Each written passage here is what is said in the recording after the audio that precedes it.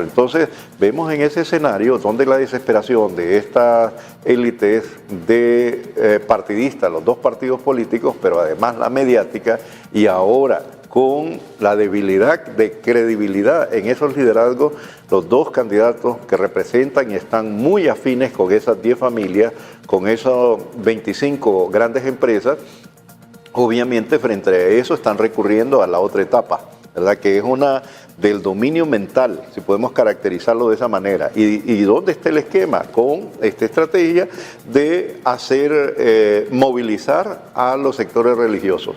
Esos líderes religiosos, ¿verdad? Ya no en buena parte no es casualidad. Para mí hay un interés desde afuera, pero desde adentro, de hacerlos que salgan al frente. Y las dos cabezas principales son, hay que decirlo con nombre y apellido, el cardenal, ¿verdad? Que está, podríamos decirlo en términos militares, está en situación de retiro, pero que nuevamente lo vemos reactivado ahí en esa, de alguna manera, ¿verdad? De alguna manera manipulación y accionar que tiene casi todos los domingos en sus discursos. Y bueno, precisamente ayer dijo, no podemos tener miedo en Honduras, aunque se nos amenace y quiera utilizar el poder para meter miedo. Y es a la inversa.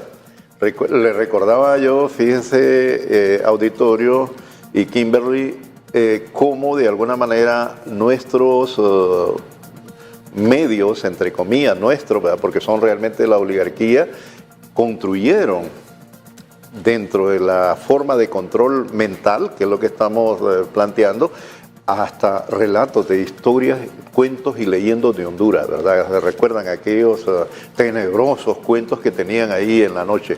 Varias cuestiones como distractores, así como la telenovela, como el deporte los domingos que cautivaba y distraía. Pero el tema es el miedo. Vimos las campañas en la década de los 80 y otras más con respecto a las posibilidades de cambio y a cualquier pensamiento crítico. Entonces había que meter miedo de que lo que estaba planteando algún líder estudiantil, sindical en aquellos momentos, era traer, entre comillas, el comunismo, y que el comunismo, ¿verdad?, iba a hacer esto, iba a hacer lo otro. En las campañas electorales incluso llegaron a tal extremo, recordaremos que debajo de las casas tiraban una hojita de volante: te van a destruir tu iglesia, te van a traer el comunismo, te van a traer a alguien a la casa. Eso ha estado construido de forma permanente por la derecha, pero hay una ruptura. El pueblo ha roto con ese esquema. Ya no es posible mentir y hacerle creer, por ejemplo, en la zona rural, que había el señor del sombrerito, el que conquistaba a las muchachas, ¿verdad? Para atemorizar a las muchachas y que no salieran a platicar con cualquiera. La sucia, ¿verdad? La llorona, etcétera. Todos aquellos temas que hoy en día en el campo, en la ruralidad, está claro que no hay una constatación de tales hechos, que eran más prácticamente relatos como los mismos que están haciendo ahora en estos medios de miedo, y vemos cómo dentro de esas dinámicas se utilizan varias herramientas. Ya no solamente ese relato que te construyen en los medios de comunicación, sino que a la par te están construyendo ahora el tema de las encuestas. Hay una encuesta la semana anterior del COEP, en los cuales supuestamente te dan a entender que es la gran mayoría del pueblo hondureño que está diciendo: estamos insatisfechos y estamos queriendo un cambio de gobierno. Todos esos esquemas, ¿verdad?, son parte de esa intencionalidad de tener un dominio de la mente del hondureño, ¿verdad? Generar miedo, como ha dicho el cardenal, son ellos mismos los que han estado planteando. Si vemos nosotros la realidad concreta, ¿qué es lo que pasa en esos 3 países que supuestamente nos plantean el miedo? Que vamos a reproducir Venezuela, que vamos a reproducir Nicaragua o Cuba. En Cuba, en Nicaragua, en Venezuela hay iglesias y hay cantidad de feligreses, hay cantidad de personas que concurren a las iglesias. Es falso el esquema que te están vendiendo: vamos a perder el país.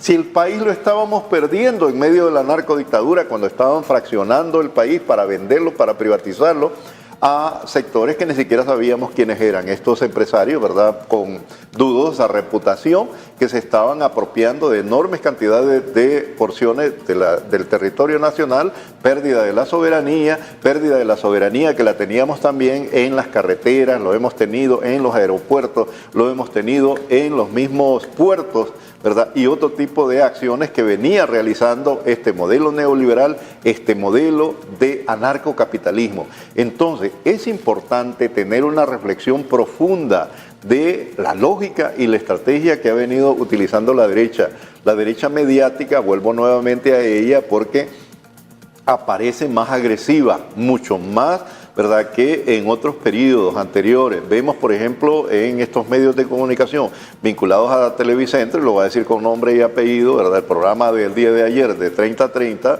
una situación en la cual el periodista aparece victimizándose y diciendo: yo soy objetivo porque tuve estos actuares en el pasado. Son formas de falacia, y hemos insistido muchas veces, ¿verdad?, que no solamente se trata de la mentira de forma clara, abierta, sino mecanismos de razonamiento que buscan inducir a quien está allá detrás del medio de comunicación o está frente al televisor o a la radio: sí tiene razón, este tiene razón porque es cierto, él dijo esto y esto. Entonces, no es cierto, llego a la conclusión, no es cierto que él sea una persona que manipula. ¿Entiendes cuál es el tema? Entonces, vamos a ir viendo todos estos elementos en los meses que se nos avecina. Y ahora, ¿por qué? El tema es ¿por qué?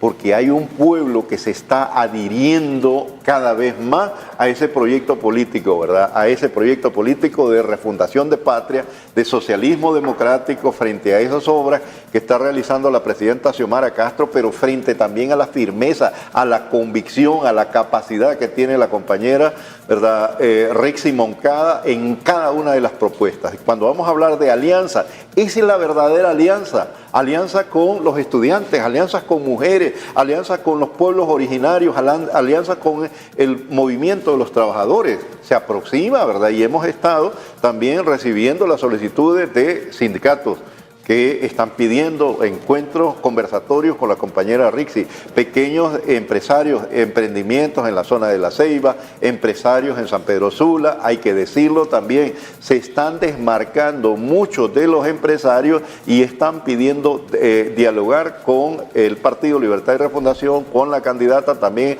en estos espacios de conversatorio. Pero es importante tener en cuenta que la primera aproximación después de estas elecciones primarias fue con los pueblos originarios, pueblos que habían sido olvidados, que habían sido prácticamente desechados en esa lógica de desprecio por los pobres. Y nosotros, cuando escuchamos estos señores, ¿verdad?, estos liderazgos de los partidos liberal y nacional, de ese bipartidismo, de esa élite, de esa cúpula también mediática, el desprecio, ¿verdad?, hacia los descalzos, a los que vienen de orígenes humildes, este indio, este negro, ¿verdad? Esas son las expresiones que han tenido muchos de estos miembros de la élite y que debemos tener claro: ese clasismo, ese elitismo, pero también desprecio hacia las mujeres, la misoginia en esos medios de comunicación. Un columnista de uno de los periódicos principales del país que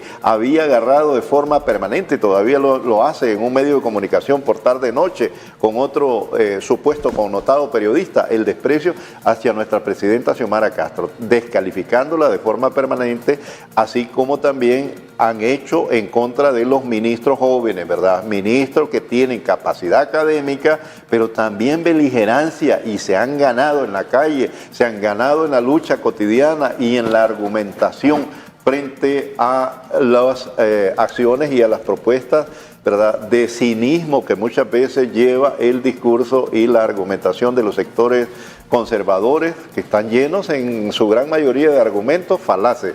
Entonces yo creo que debemos, y hay que decirlo, el pueblo ha tenido esa capacidad con el tiempo de ir teniendo una visión clara y poder identificar quiénes son sus amigos y sus enemigos en medio de este contexto hacia el futuro, quienes nos generan certidumbre de mejorar las condiciones de vida, quienes nos generan certidumbre de lograr de alguna manera recuperación de dignidad, de patria, de soberanía. Vemos cómo en los discursos de la derecha incluso se está diciendo: bueno, perdamos hasta la idea de república, de país mismo, entreguémoslo, hagámoslo una estrella más de la bandera norteamericana. Terrible. ¿Verdad? Entonces yo creo que todos estos elementos son importantes para que podamos profundizar en un análisis sereno, ¿verdad?, de ver esa correlación de fuerzas, pero también en una postura que no caer en el exceso también de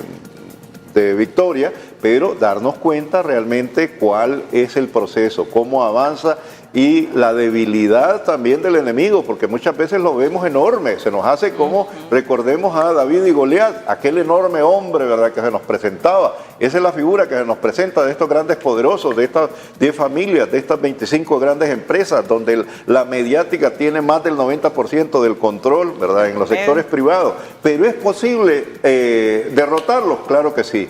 Y ahora lo estamos haciendo con esa onda desde las redes sociales, desde estos canales que en alguna medida, ¿verdad?, los han restringido. Veamos la historia de estos medios de comunicación oficial, que era prácticamente una cosa ahí de lado, ¿verdad?, un arabesco lateral, como diría un inglés pues, experto en el tema de administración.